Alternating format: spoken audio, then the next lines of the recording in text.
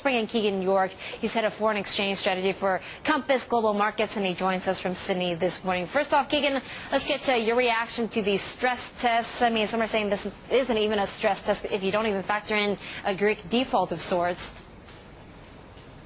Yeah, that's right. The stress test, the data was taken from what I've heard, from late December.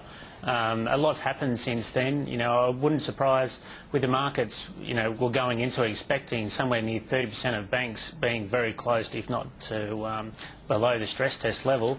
It's quite surprising that it was only 8 banks. This should have been a positive for the euro, but just with the markets being very tired on, you know, Friday in the European and US sessions, I think it was just mostly left alone until this morning.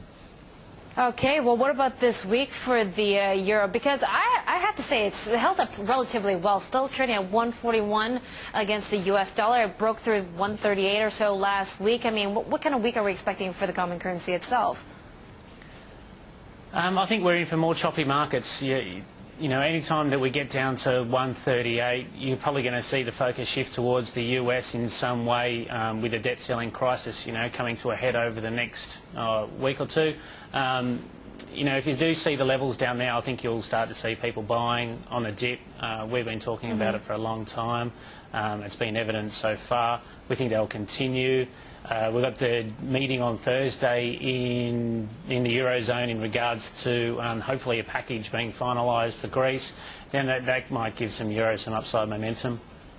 Okay, well, do you think the euro got any sort of a boost from ECB President Jean-Claude Trichet speaking out over the weekend, saying that it's still a good buy and don't count the euro out just yet?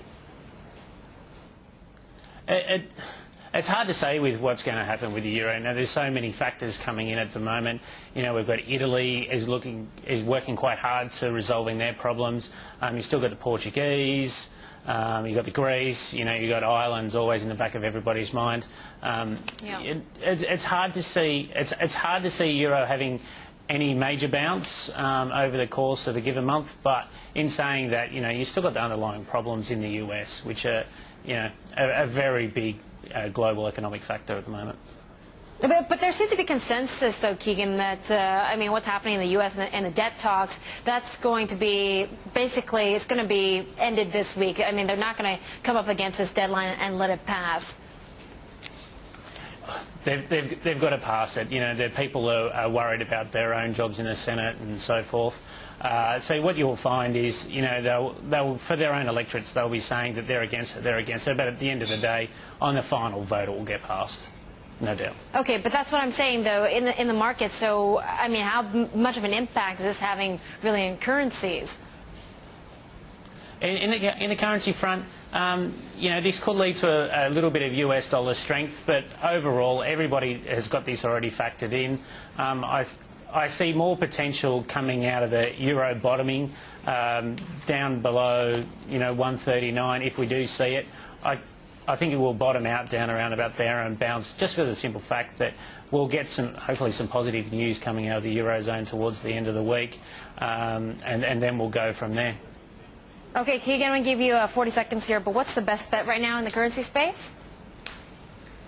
Oh, best bet right now. We've been talking being short dollars against the Swiss now for probably close to 3 months. I think that's coming towards the end of its decline. If you did see anything with a 79 handle on it, we would be looking to buy small dollars. At the moment, would be staying away from the Euro-Swiss cross. And dollar yen would be looking to potentially buy a little bit of US dollars as well for a medium-term play. All right. Keagan, thanks for your time this morning. Good to see you. Keagan York of Compass Global joining us from Sydney.